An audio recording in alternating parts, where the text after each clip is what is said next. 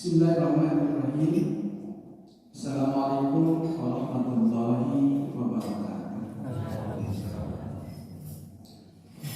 Alhamdulillahirabbil alamin.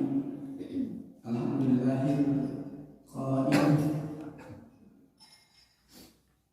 Asyhadu an la ilaha illallah wa asyhadu anna Muhammadar Rasulullah. Allahumma shalli ala sayyidina Muhammad wa ala ali sayyidina Muhammad.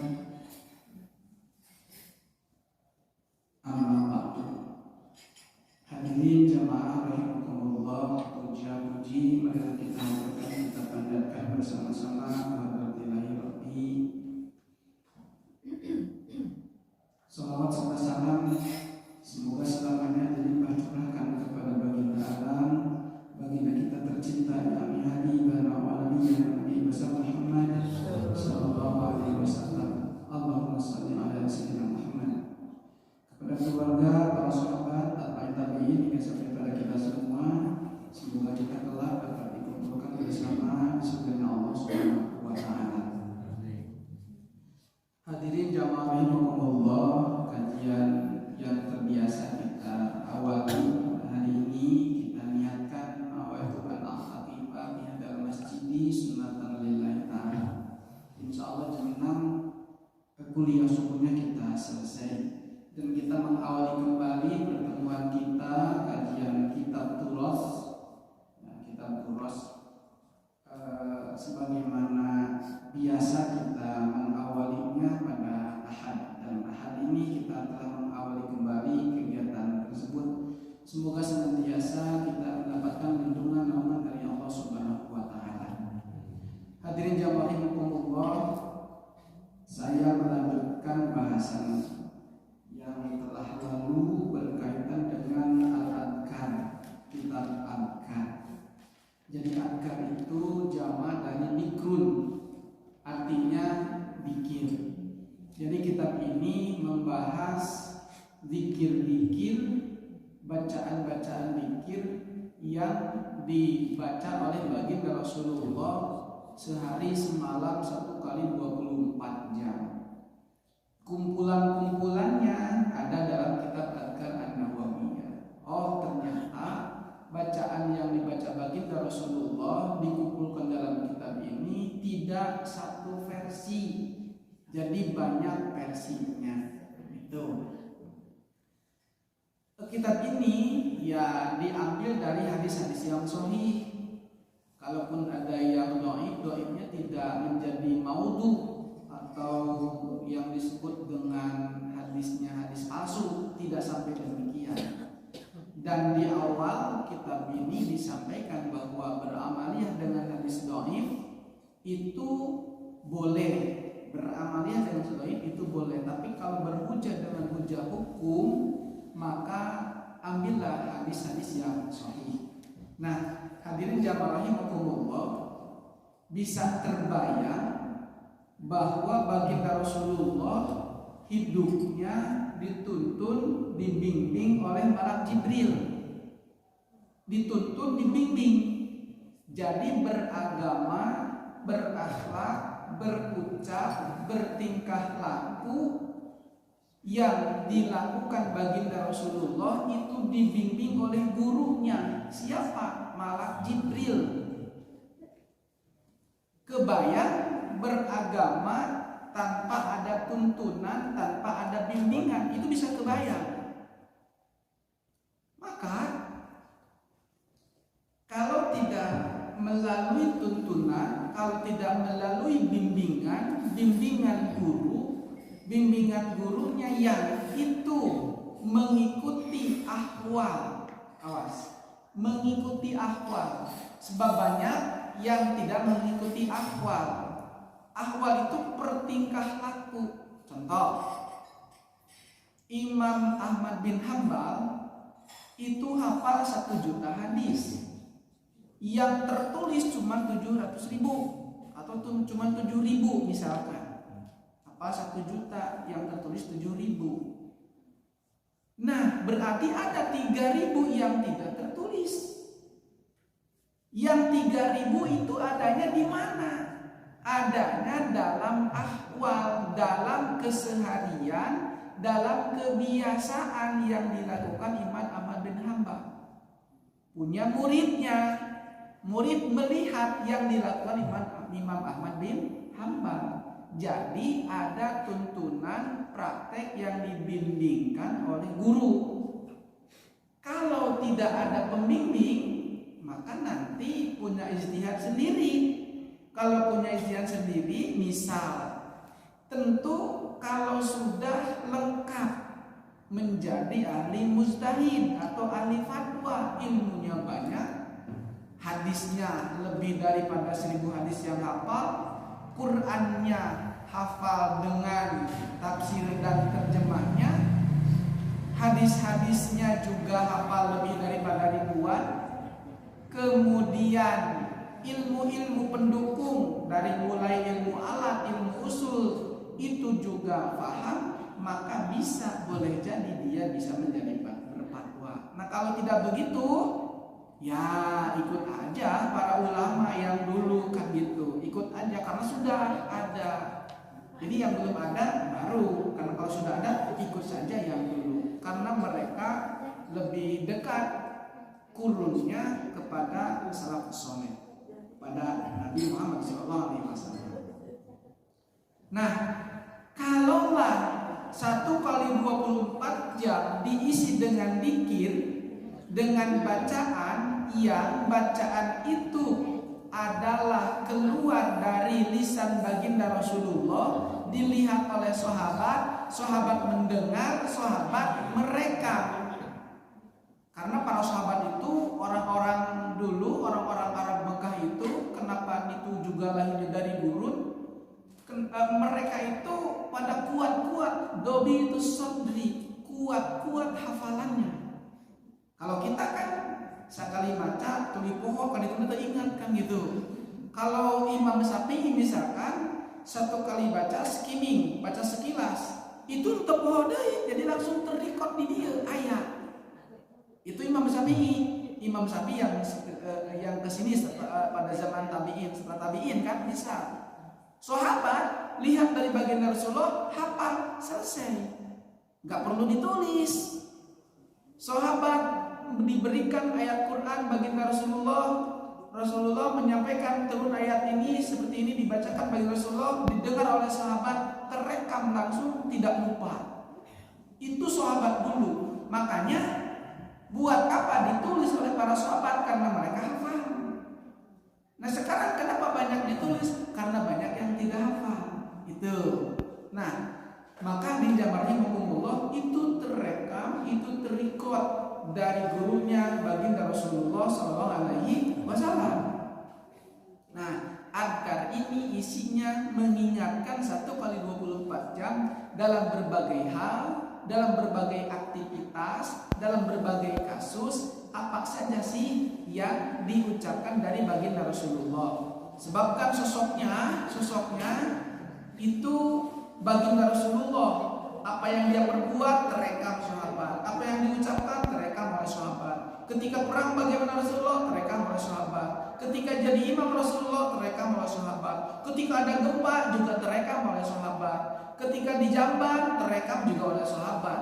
Ketika di rumah terekam juga oleh sahabat. Jadi dengan demikian seluruh aktivitas baginda Rasulullah SAW itu didengarkan, itu dilihat, itu dicatat dalam benak-benak para sahabat. Ayat ayeuna model tokoh anu bapak ibu ditinggali gitu kan. Timiti gaya mah gitu kan, kubarudak eta gaya BTS itu ditinggali timiti gayana, bajuna, pakaianana, omonganana kabeh direkam kan gitu, diturutan.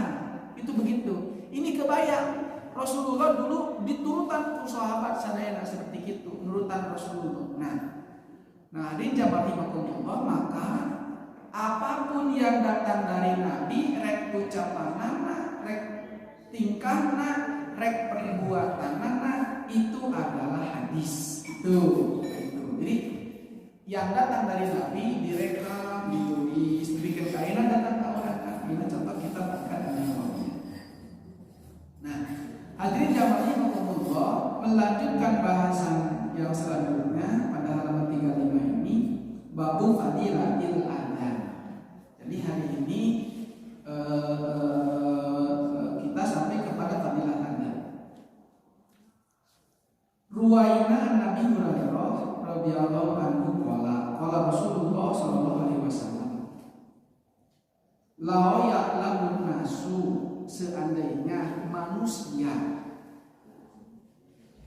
mengetahui ma'fin nida, pahala yang besar bagi orang yang mengumandangkan adzan.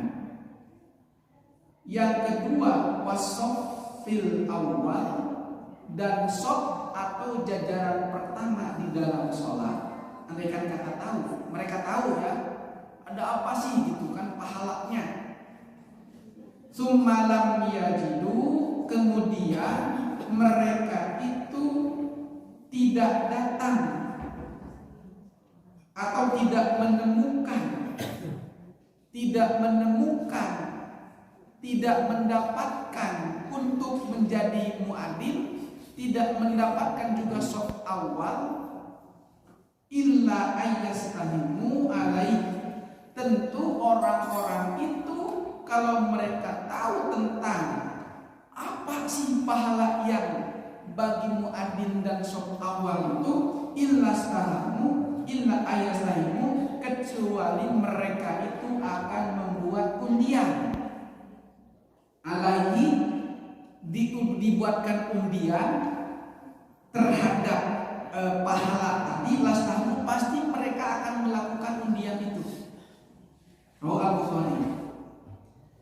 Hadis ini menggambarkan andaikan orang-orang tahu pahala besar bagi orang adzan dan pahala besar bagi orang yang hadir pada shaf awal, ketika itu diundi pasti mereka akan melakukan undian supaya mendapatkan shaf awal, supaya mendapatkan menjadi orang yang adzan. Misal begini, Bapak Ibu, siapapun yang suka ikut pengajian subuh maka akan diundi mendapatkan umroh, misalkan umroh. Tentu Bapak Ibu karena umrohnya itu cuma satu, saking besarnya satu, maka bisa kami langsung umroh dan ke masjid jadi kosong. Kami sakampung umroh, masjid tak amung kayak jadi bala gitu kan misalkan. Nah, maka diundi di lotreknya, diundi teh di bagian-bagian gitu. Pasti orang-orang akan pada hadir ke masjid untuk mendapatkan undian itu, apapun yang dilakukannya, apapun keadaannya, pasti akan datang untuk mendapatkan ma'fil nida wa ma'fis shafil awal, pahala yang besar bagi yang adzan dan pahala yang besar bagi orang yang berjamaah ada pada shaf awal. Berlomba-lomba, berjubel-jubel untuk mendapatkan itu. Tapi pertanyaannya, kenapa itu enggak terjadi? Karena orang-orang tidak tahu pahala besar bagi orang yang adzan, tidak tahu pahala besar di shaf awal. Jadi imam kemudian makmum.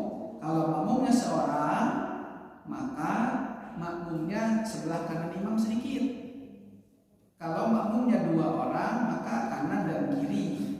Kalau makmumnya 3 orang, kanan kiri tengah terisi. Nah, kalau 2 orang mendekat. Nah, kalau sudah ada belakang imam, maka jajaran yang dipenuhi terlebih dahulu itu ke sebelah kanan. Jadi shaf awal, makmum sini kanan. Setelah itu kanan penuh, baru dari sini ke kiri. Yang kedua juga sama, kanan kiri. Tapi karena di sini lawang nadi dia, jadi nyawainya belah di siang gitu. Bisi katincak dia mah pas sujud di napan kau jalma asup ke katincak, bahaya kan gitu. Lalu lamun katincak nate sarung nah ke dicalan apa ada orang susah. Dibayarkan. Nah itu kan. Nah itu kalau orang tahu Makanya kalau di dalam sholat Jumat itu kan, saya pernah ngasih di dalam sholat Jumat itu kan ada malaikat pencatat di situ nungguan di lawang teh sanu bangunan datang kami kue Jumat. Wah, imah jam 7 kene geus di masjid, di imah bangkar da urang sasapu anu ngepel ulah jam 7 teh tuh. Misalnya gitu kan. Sanu bangunan datang ke masjid dicatat kan begitu. Sebab mereka punya pahala yang besar. Dan dalam Irsyadul Ibad itu akan ada nanti orang yang selalu bercahaya di akhirat itu. Siapa mereka yang bercahaya itu kayak bulan gitu bercahaya di akhirat itu? Itu orang yang sebelum adzan sudah di masjid. Jadi kalau para sahabat itu sebelum adzan sudah ada di masjid. Jadi sudah nunggu sholat. Bukan setelah beberapa kali sudah terdengar adzan, sudah terkomat baru datang ke masjid, enggak. Jadi kalau sebelum adzan datang di masjid, mungkin cahaya wajah nanti akan terlihat bercahaya nanti di akhirat kelak. Bagi mereka yang sebelum adzan sudah di masjid. Aduh tahu ya salat zuhur teh jam 11.49. Maka jam 11.30 sudah di masjid. Itu pahalanya besar, pahala yang datang ke masjid. Kamu lah mau datang ke masjid, aduh iya bala disatukeun gitu. Aduh iya kipas angin can nyala dihubungkeun. Jadi orang yang ada tanggung jawab itu nanti akan bercahaya nanti kelak di akhirat. Jadi sebelum orang lain datang dia sudah ada di masjid. Ini pahala bagi orang yang ada kalaulah tahu, dan pahala orang yang ada di shop awal saking bagusnya. Andaikan itu di lotre pasti akan berjubel-jubel orang menunggu itu. Kayak ada operasi pasar kan begitu, harga minyak 2 liter harganya 10.000 2 liter. Itu kan orang pasti akan antri kupon. Untuk apa? Untuk mendapatkan yang 2 liter itu. Nah ini pun sama. Kalaulah tahu orang-orang, manusia tahu besarnya pahala bagi orang yang ada, dan orang yang ada di shop awal ketika di kupon di lotre pun pasti mereka akan antri untuk mendapatkan kupon itu. Nah maka hadirin jamaah Allah, berlomba-lomba untuk menjadi orang yang pertama ada, berlomba-lomba untuk menjadi orang yang di shop awal. Atau kalau gitu mah Pak Ustaz, udah aja masjidnya di dia ngajajar terus juga posisi ke jalan kereta kan itu supaya shop awal kabeh, enggak juga kan gitu ya. Terus dah kebayang lah masjidnya teh meber kan itu kan gitunya. Nah di daerah tempat kita gitunya kan. Apa supaya langsung awal kabeh? Enggak juga, enggak begitu. Atau lamun gitu makanya shop awal kabeh kita kebagian kan gitu, jalan katutup kan gitu, solokan katutup. Apa yang tak kayak mahir, saya asup ke desa menjadi shop awal kan gitu. Enggak begitu juga. Enggak begitu. Jadi disitulah dapat pahalanya.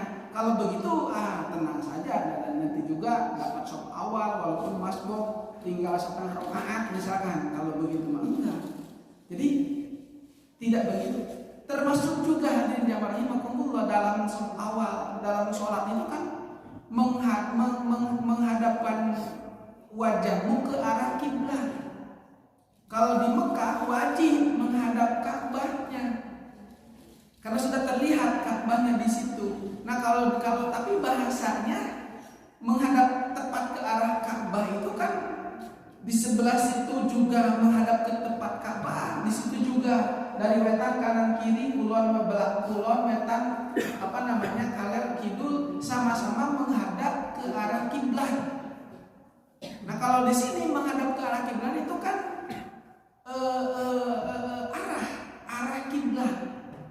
arah kiblat. Bapak di situ lihat ke sini duduknya kan beda begini. Dari situ juga beda duduknya kan begini. Dari situ juga sama beda begini. Nah, maka dengan demikian tidak mesti di masjid itu jadi ngerubah masjid itu jadi nyangigir gitu si nanti gitu, nggak usah. Sebab yang diarahkan itu kan menghadap ke arah kiblat, arah. Kalau arah itu kan di situ juga arah, di sini arah. Tapi kan maksudnya tetap ke arah kiblat. Apalagi kan kalau sudah bergeser nanti bisa lagi bumi ini bergeser lagi kan begitu. Terus bergeser lagi. hayu ngarubah masjid kan gitu geus dibangun gitu kurang kiblat dirombak 1 miliareun ganti deui gitu keluar kiblat teh yang soal deui geus tere kiamat kan begitu dendek ya bumi teh di doran enggak begitu tapi menghadapkan wajahmu ke arah kiblat kalau yakin ya sudah selesai. Jadi kalau tahu pahala adan, jadi kusabab itu lamun geus waktuna adan, buru-buru aya waktu mah, kecuali kan aya waktu, buru-buru adan kan gitu. Aduh, tapi mah teu bisa adan diajar, di mana di imah. Biasa kamu kami keur diajar adan di teh hayu keur arah adan di imah teh kan gitu. Teu naon diajar adan supaya naon da pahalana teh gede. Tadi kalau lah di lomret gitu. Ini masih berkaitan dengan padian adan. Kemudian an Abi Hurairah anna Rasulullah sallallahu alaihi wasallam idza nudiya lis-shalah adbar syaitan walahu duratun hatta yasma'at tahim. Idza nudiya lis-shalah ketika dikumandangkan adzan untuk melaksanakan salat adbar syaitan setan itu lari terbirit-birit walau rotun dan mereka itu sampai terkentut-kentut sekali ibu kentut atau berat-berat ya harapun bapak nanti hitut kan gitu ya tungtung nanti soklah ngadu hitut cek bapak nanti biar hitut kan gitu senang kan katanya buat jadi bahagia itu kan ngadu hitut yang suami kan senang kan gitu ya habisi. Nah, ketika dipanggil ada panggilan adzan, adbar syaiton setan itu lari terbirit-birit. Setan itu kan minal jinnati wan nas. Setan itu minal jinnati wan nas. Makanya kan kalau ada yang kasurupan, bere adana beres itu sebenarnya mah. Tapi adana ulah ngalamun gitu, adana. Kemudian makanya kalau apa namanya ada yang kena sihir, kena lain dari ada.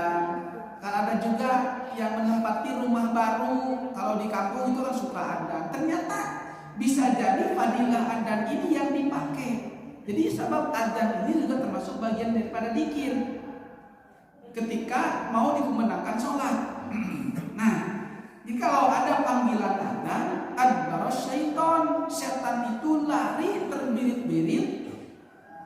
Sampai terkentut-kentut itu kan laudun rotun hatta la yasma'a at-ta'dim sampai setan itu tidak terdengar lagi orang yang azan.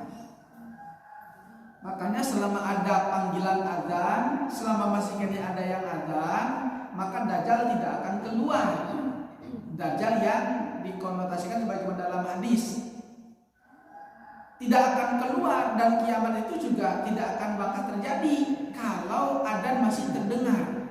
Nah, maka dinjamarimukumullah dengan demikian hati-hati kalau ada yang mendengar adzan ditutupan cepilna.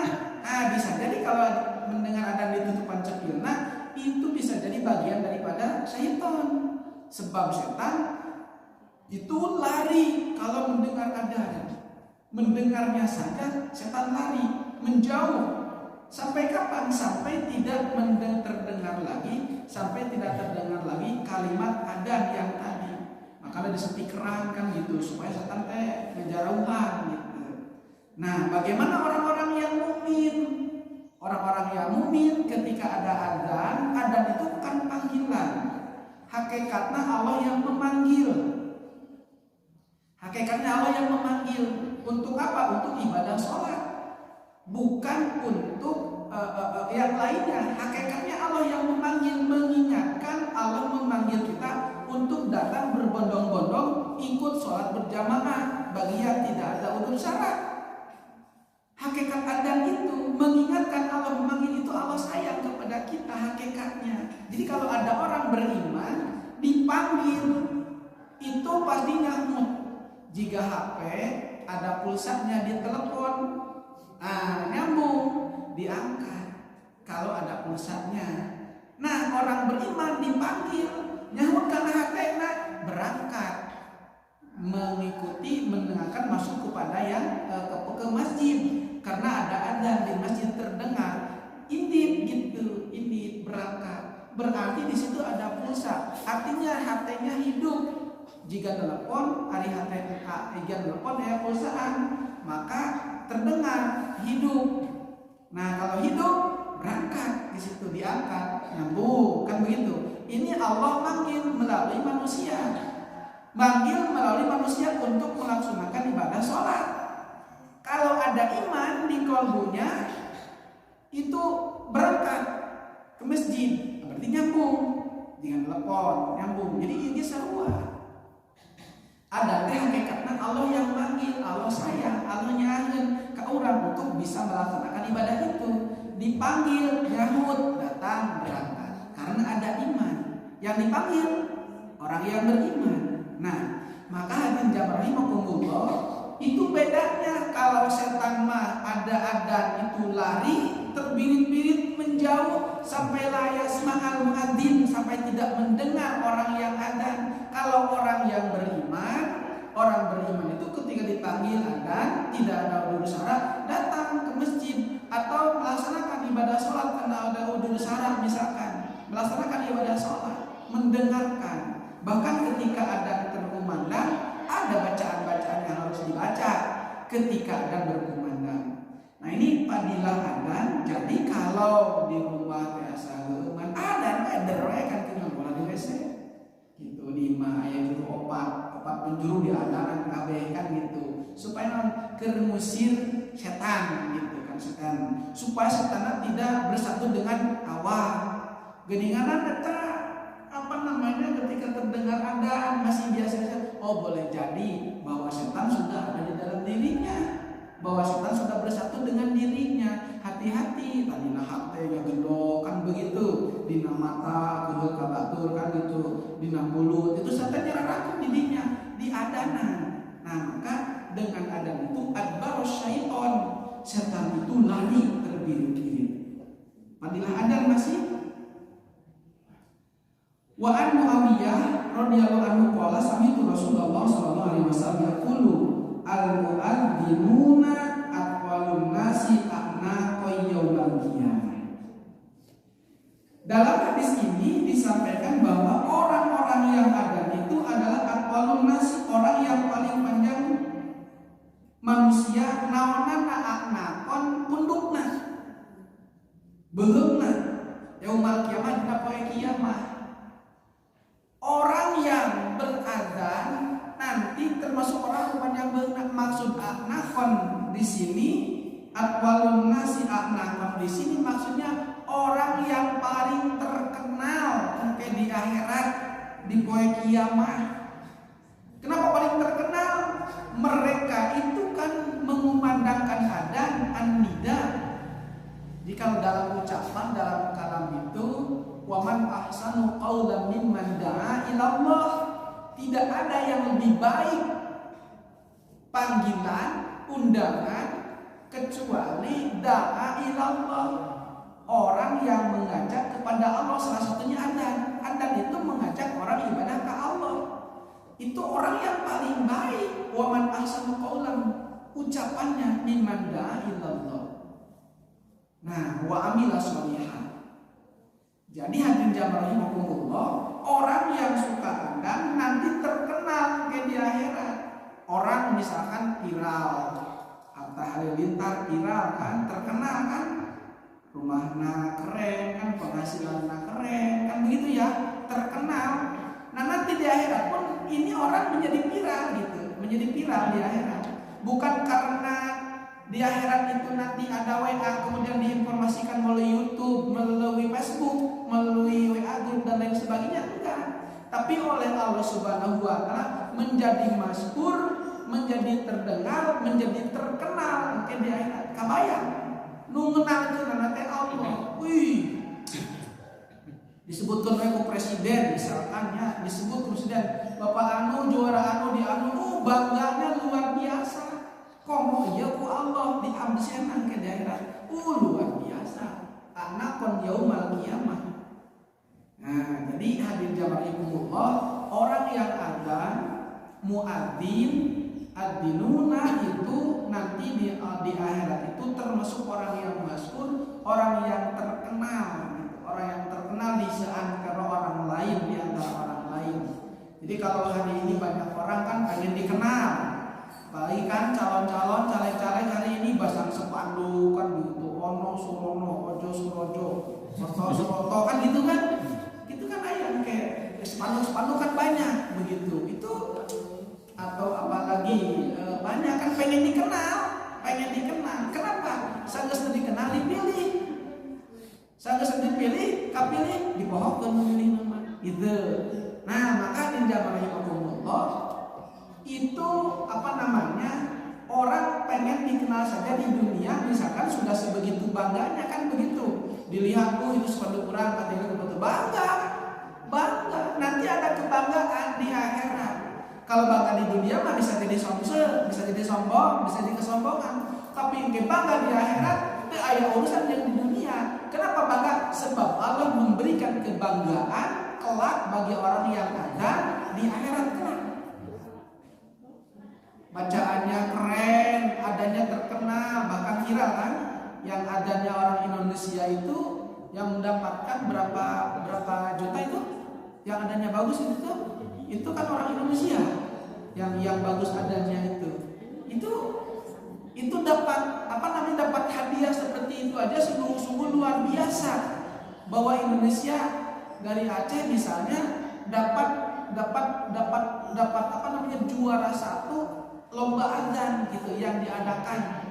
Kalau di Arab misalkan begitu, itu sesuatu yang sangat luar biasa, pahalanya besar. Dan itu bangga, apalagi nanti di akhirat. Orang yang azan itu nanti dia orang yang terkenal, orang yang masyhur di akhirat kelak. Maka di zaman Rasulullah baru 3 saja ini berkaitan dengan fadilatul adzan ini masih banyak bahasanya. Apalagi Adkar An-Nawawi ada Mukhtasar An-Nawawiyahnya, Mukhtasar Adkarnya, ada kitab Al-Adkar An-Nawawiyahnya, ada juga sarahnya Al-Futuhatur Rubbaniyah, misalkan itu lebih banyak lagi bahasanya. Tetapi hadirin rahimakumullah sedikit demi sedikit ternyata utama orang yang ada itu mendapatkan keunggulan di hadapan Allah Subhanahu wa taala. Di situ ya ada asar, maghrib, poe minggu itu kan kadang-kadang orang belum pada ke masjid. Senin lohor, asar orang-orang pada kerja. Nah, yang ada itu punya pahala yang sangat besar. Kalau ada di sini ya ada. Pak Ustaz yang boga adan kabeh abdi datang ke masjid pas tepat waktu adan ya sepuluhan adan kabeh sampai adan kabeh dia. Dengan naon kan gitu.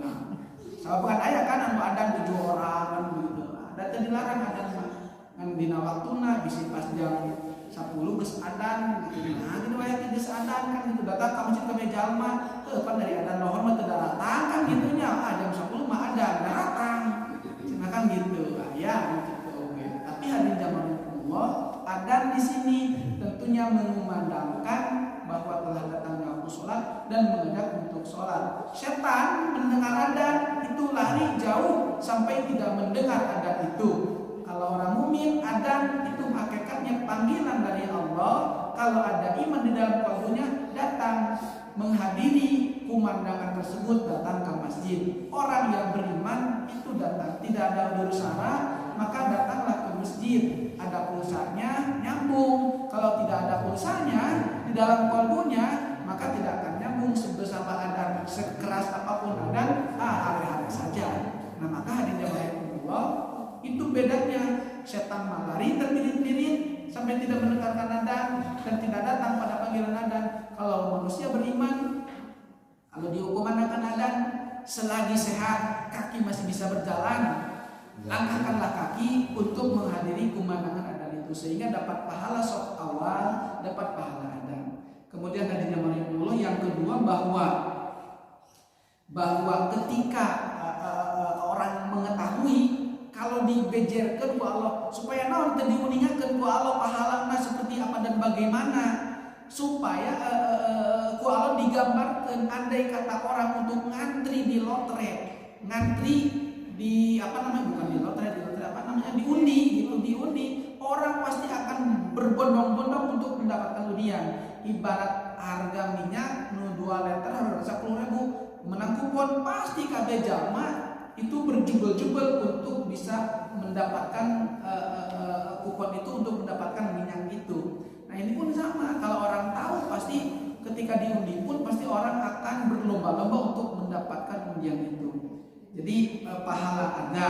Nah yang kedua setan terlari. Kemudian yang ketiga bahwa al-mu'adzin digambarkan atwalun nas a'naquhum. Jadi orang yang paling masyhur terkenal nanti kelak di akhirat, pahala bagi orang yang ada. Hadirin jamaah Allah, hari ini kita dapat 3 hadis berkaitan dengan fadilatul adhan. Sekian, selanjutnya maka